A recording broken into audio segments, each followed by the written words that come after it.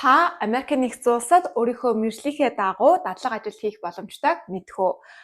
F1 буюу Америк нэгдсэн улсын магадлалыг тэмдэглэх зэгтээ сургууль суралцж буй оюутнууд OPT болон CPT дадлагыг хийх боломжтой байдаг. OPT нь Optional Practical Training, CPT нь Curricular Practical Training гэдэг үгний тавьшлал юм аа.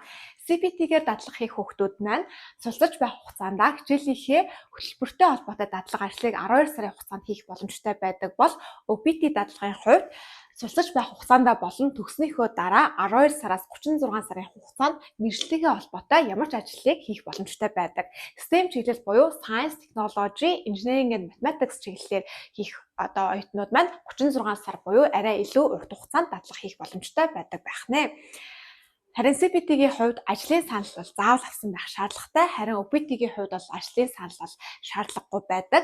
За OPT-гийн гол ялгаа нь гэх юм бол Америкийн нэгдсэн улсын иргэншил цагаачлалын алба буюу United States Citizenship and Immigration Services-с заавал зөвшөөрөл аваад EAD буюу ажиллах эрхийн карта авсан байх шаардлагатай байдаг.